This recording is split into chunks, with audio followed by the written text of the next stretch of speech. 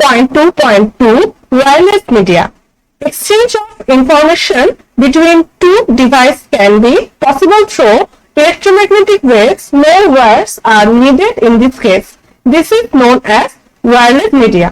আগের ভিডিওতে আমি পড়েছি যে কিভাবে তার মাধ্যমের দ্বারা বিভিন্ন রকম তার মাধ্যম যেমন twisted pair cable, coaxial cable আর অপটিক কেবলের মাধ্যমে তথ্য আদান প্রদান করা যায়। এই 2.2 তে আমি পড়বো যে কিভাবে তার মাধ্যম ছাড়াও তাদের মাধ্যম দ্বারা তথ্য আদান প্রদান করা যায়। তাহলে ওয়্যারলেস মিডিয়া কি? Exchange of information between two devices, দুইটা ডিভাইস যেমন দুইটা মোবাইল বা দুইটা ওয়াকিটকির মধ্যে যখন হচ্ছে গিয়ে ইলেকট্রোম্যাগনেটিক ওয়েভস দ্বারা কোনো তার মাধ্যম না ব্যবহার করে তথ্য আদান প্রদান হয়, সেটাকে কি বলা হয়? ওয়্যারলেস মিডিয়া বা তারবিহীন media. Figure 2.11 shows spectrum of electromagnetic waves. 2.11 তে ইলেকট্রোম্যাগনেটিক ওয়েভস এর একটা স্পেকট্রাম দেখানো হয়েছে। সেটা আরো ভালোভাবে বোঝার এবং পড়ার আগে আমি কিছুটা কি বলছে ফার্দার রেডিও ওয়েভে সেটা একটু পড়তে চাই। Figure 2.11 shows spectrum of electromagnetic waves. The higher the frequency of waves, the smaller the wavelengths are.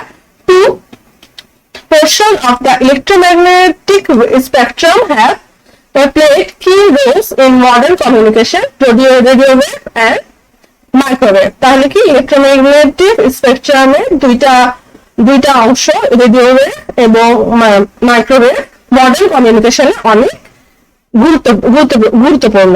যাই হোক, ফার্দার পড়ার আগে একটা ছবি দেখে, এটা হচ্ছে বইয়ের ইলেকট্রোম্যাগনেটিক ওয়েভের যে ছবিটা ছিল, ছবিটা খুব একটা ক্লিয়ার ছিল না, তাই কথাগুলো বুঝতে অসুবিধা হচ্ছিল। আমি জিমিনি ব্যবহার করে একটা ক্লিয়ার ইমেজ বানিয়েছি। ছবিটা ভালো করে লক্ষ্য করো, তাহলে প্যারাগ্রাফে কি লেখা আছে সেই জিনিসটা 100% ক্লিয়ার হয়ে যাবে। তাহলে দেখা যাচ্ছে যে ওয়েভলেন্থটা যখন বড় তখন কি ফ্রিকোয়েন্সি ছোট। এটা হচ্ছে একটা ইলেকট্রোম্যাগনেটিক স্পেকট্রামে একটা ছবি। সেখানে দেখা যাচ্ছে রেডিও ওয়েভের হচ্ছে গিয়ে কত, রেডিও ওয়েভের ওয়েভলেন্থ কত, 3 কিলোহার্টজ টু 300 গিগাহার্টজ। আবার মাইক্রোওয়েভ শুরু হচ্ছে কি, রেডিও ওয়েভ যেখান থেকে শেষ হচ্ছে 300 মেগাহার্টজ টু 300 গিগাহার্টজ। তারপরে কি 300 গিগাহার্টজ থেকে শুরু হচ্ছে ইনফ্রারেড রে, 300 গিগাহার্টজ টু 430 টেরাহার্টজ।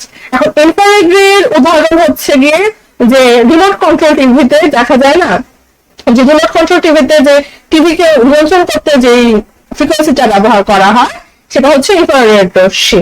আর ইনফ্রারেড রশ্মির আরেকটা উদাহরণ হলো যে কিছু আগের ভিডিওতে আমরা লেজার লাইট পড়েছিলাম না, যে 300 ন্যানোমিটার থেকে 1300 ন্যানোমিটার থেকে 1500 ন্যানোমিটার, সেটা হচ্ছে ইনফ্রারেড রেঞ্জের মধ্যে পড়ে। লেজার রে কিন্তু কমন বহু বর্ণের লাইটের মতো না, লেজার রে হচ্ছে মনোক্রোমিক। সেটা আগের ভিডিওতেও বলেছি, এই ভিডিওতে আবার রিপিট করলাম। তারপরে টেক্সট কি বলছিল যে the higher frequency of wave, the smaller the wavelengths are. তাহলে কি ফ্রিকোয়েন্সি হাই হলে ওয়েভলেন্থটা স্মল হবে। দেখো ফ্রিকোয়েন্সি যখন ইনক্রিজ করেছে, ফ্রিকোয়েন্সি যখন খুবই ঘন তখন ওয়েভলেন্থটা কি,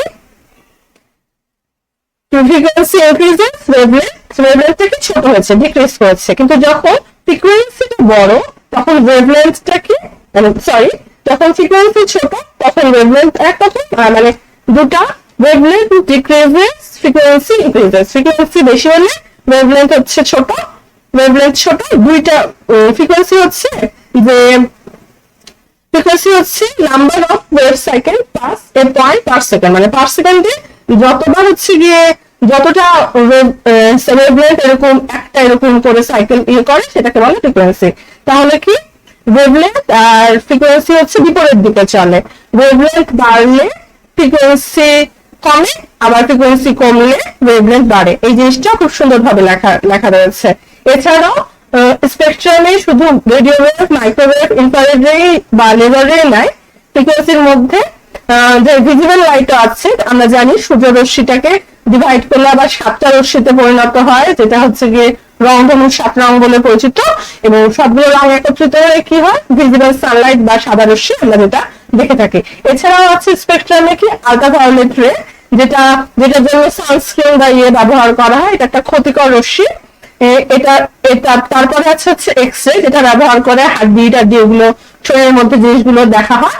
আর হচ্ছে গামা রশ্মি, এটা একটা তেজস্ক্রিয় রশ্মি, যেটা হচ্ছে গিয়ে নিউক্লিয়ার বিস্ফোরণের সময় নির্গত হয় বা ওই জাতীয় আয়ন থেকে যে রশ্মিটা নির্গত হয়। যাই হোক, তাহলে ভালো করে এই ছবিটা দেখে এই লেখাগুলো পড়লে ইনশাআল্লাহ আমরা সব পারবো। আরো বিস্তারিত জানতে ইচ্ছা করলে ফিজিক্স বই একটু পড়ে নিতে হবে। এটাই তারপরে বলা হয়েছে যে তাহলে আমরা কি করে বুঝলাম স্পেকট্রামের বিষয়টা, কার্লেস মিডিয়া কিভাবে কাজ করে এটা বুঝলাম। এখন আমি পড়বো হচ্ছে radio wave. Radio waves, generally, radio waves are classified as having frequencies between 3 kilohertz to 300 kilohertz. এটা হচ্ছে radio wave frequency. In the electromagnetic spectrum, but with the respect to communication, generally 10 kilohertz to 1 gigahertz kilometer waves are widely used as radio wave communication. If the wavelength is bigger, telecommunication signals are dispersed মানে বিচ্ছুরিত হয়ে যেতে পারে more widely. So radio waves are more commonly used for broadcasting. The antennas used to transmit the signals have to be 1/4 of the length of signals wavelength. তাহলে antenna size কি হতে হবে, যে 1/4 হতে হবে সিগন্যালের ওয়েভলেন্থে। That is why low frequency waves are not very realistic. Radio waves are not absorb much in the environment. It can penetrate obstacle due to its wide wavelength. মানে বড় ওয়েভলেন্থের জন্য কংক্রিট তারপরে বিভিন্ন রকম মানে বাসা বাড়ি ভেদ করে রেডিও ওয়েভটা ঢুকতে পারে। Radio waves are reflected in ionosphere. Ionosphere radio ওয়েভটা রিফ্লেক্টেড হয়। So one can transmit a signal from one part of the earth to other. This is why radio waves are widely used in communication media. এই জিনিসটা read out করার পর একটা ভালো করে একটা ছবি দেখে বিষয়টা বোঝার চেষ্টা করব। যাই হোক, এটা হচ্ছে রেডিও ওয়েভে একটা কিভাবে কাজ করে সেটা বোঝার জন্য একটা পিকচার। এই নিচে দেখা যাচ্ছে আর্থ সারফেসে বায়ুমণ্ডলের বিভিন্ন লেয়ার। একটা কি স্ট্রেটোস্ফিয়ার, মেসোস্ফিয়ার, আয়নোস্ফিয়ার, থার্মোস্ফিয়ার আর এক্সোস্ফিয়ার। এখন ব্যাপারটা হচ্ছে এই 7টা বায়ুমণ্ডলের শাখার মধ্যে কোন একটা রেডিও ওয়েভ যদি আকাশে পাঠানো হয়, তখন সেটা যেটা করছে যে আয়নোস্ফিয়ার এই yellow colour type, yellow type না brown colour type, skin colour type এই দ্বারা ডিটেক্ট করা হয়েছে যে বায়ুমণ্ডলটাকে, সেটা ভেদ করে উপরে উঠতে পারছে না। তখন কি হচ্ছে, এই বায়ুমণ্ডলের আয়নোস্ফিয়ারে রিফ্লেক্ট করে রেডিও ওয়েভটা আবার কি হচ্ছে, আটকে চলে আসছে। তখন সারা আটতে যে কোনো জায়গা থেকে ওই তরঙ্গ দৈর্ঘ্যটা যে কোনো রিসিভারের মাধ্যমে গ্রহণ করা সম্ভব হচ্ছে।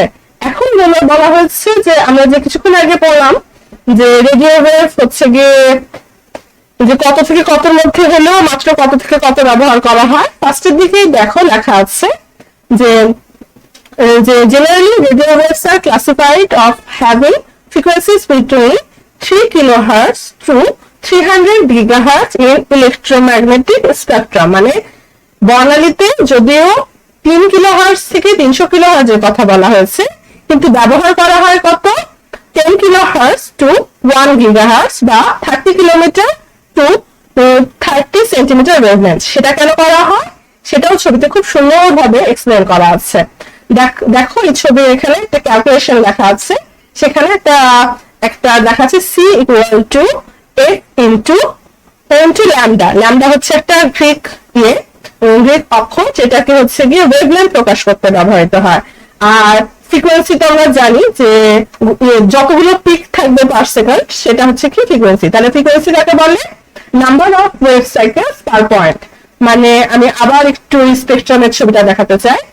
এগুলো হচ্ছে এই যে number of peak per second, এক সেকেন্ডে এরকম যতগুলো পিক সম্ভব সেটা হচ্ছে সেই সেই সেই সেই ইয়ে তরঙ্গের ফ্রিকোয়েন্সি। আর সি হচ্ছে গিয়ে স্পিড অফ লাইট বলা থাকলে সি কে স্পিড অফ লাইট লিখেছে, কিন্তু আসলে ওয়েভলেন্থটা কত দ্রুত চলবে, তাহলে স্পিড অফ লাইট বলতে এখানে স্পিড অফ ওয়েভের কথা বলা হয়েছে, যে তরঙ্গে কত দ্রুত সেটা। তাহলে ল্যামডা ইকুয়াল টু এটা, মানে এভাবে করে তাহলে ল্যামডাকে গণিতিক ক্যালকুলেশনে তাহলে দেখা যাচ্ছে যে ওয়েভলেন্থের শুরুর দিকের ফ্রিকোয়েন্সি গুলোকে যদি ফ্রিকোয়েন্সি দ্বারা ভাগ করা হয় তাহলে হচ্ছে কি 30 কিলোমিটার, এবং ইয়ে করলে আবার এই স্পিড অফ লাইট কে 3 × 10⁸ কে যদি আবার ফ্রিকোয়েন্সি দিয়ে এই ফ্রিকোয়েন্সিটা দ্বারা ভাগ করা যায় তাহলে কি হচ্ছে 30 সেন্টিমিটার আসছে। তাহলে সর্বোচ্চ বা সর্বনিম্ন এই লেন্থের মধ্যে যেতে পারে, তার চেয়ে কম বেশি হলে কি হবে, সরাতে পারবে না। সেজন্য রেডিও ওয়েভের ক্ষেত্রে তথ্য আদান প্রদানের ক্ষেত্রে 30 km থেকে 30 কিলোমিটার পার সেকেন্ড থেকে 30 কিলোমিটার থেকে 30 সেন্টিমিটারটাই ব্যবহার করা হয়। আরেকটা জিনিস পড়েছিলাম যে the antenna used to transmit the frequency signals has to be 1/4 of the length of the signals wavelength। তাহলে ওয়েভলেন্থের সিগন্যালের কি 1/4 হতে হবে। সেটা কেন অ্যান্টেনার লেন্থটা হচ্ছে গিয়ে যে ফ্রিকোয়েন্সি যেটা দেওয়া হচ্ছে সেটার লেন্থে 1 মিটার হতে হবে, তাহলে সেটার লেন্থে 4 ভাগের 1 ভাগ হতে হবে। তাহলে ফ্রিকোয়েন্সি যদি মনে করে 30,000 মিটার হয়, যেটা হচ্ছে গিয়ে সর্বনিম্ন যেটা যে ওয়েভলেন্থটা কাজ করে, সেই ওয়েভলেন্থটা কাজ মানে যে ওয়েভলেন্থটা প্র্যাকটিক্যাল, সেটাকে যদি 4 মিটার ভাগ করা হয় তাহলে এক একটা অ্যান্টেনার সাইজ কত হতে হবে, ন্যূনতম হতে হবে 7.5 মিটার।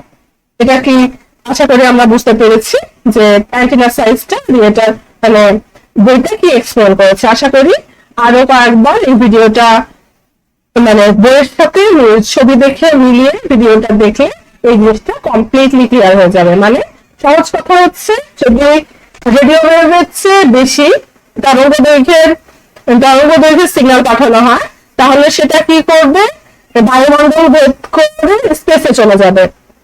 কিন্তু রেডিও ওয়েভের তরঙ্গ দৈর্ঘ্যের কোনো সিগন্যাল যদি পাঠানো হয় সেটা আয়নোস্ফিয়ারে ধাক্কা খেয়ে আবার পৃথিবীতে ফিরে আসবে, এবং পৃথিবীর রিসিভার যে অ্যান্টেনাটা সেটাকে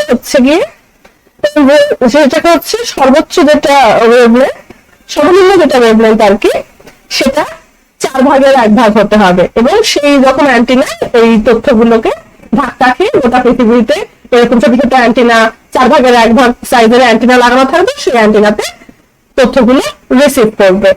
আর যদিও স্পেকট্রামের সাইজ হচ্ছে গিয়ে 3 কিলোহার্টজ থেকে 300 কিলোহার্টজ, কিন্তু ফ্রিকোয়েন্সির যে ওয়েভলেন্থের যে সূত্রটা সেটা অনুসারে লাইটের স্পিডের সাথে এটাকে ডিভাইড করে ফ্রিকোয়েন্সির প্র্যাকটিক্যাল স্পিডটা হচ্ছে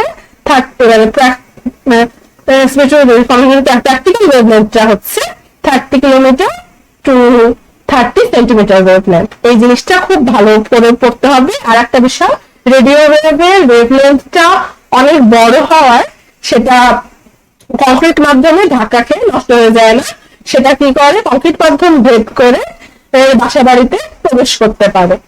এই তো। আর ভিডিওটা পছন্দ হলে সময় তোমরা এগুলো পড়ো, লাইক এবং সাবস্ক্রাইব করো, কোনো জায়গা বুঝতে না পারলে জিজ্ঞেস করো। আর কোনো কিছু তাছাড়াও যদি অন্য কিছু জানার আগ্রহ থাকে, ইন্টারনেট, গুগল, এআই করেও না বুঝতে পেরে থাকো তাহলে আমাকে জিজ্ঞেস করতে পারো। আশা করি জিনিসটা আমি বুঝতে পেরেছি এবং তোমরাও ইনশাআল্লাহ বুঝতে পেরেছো। বাই।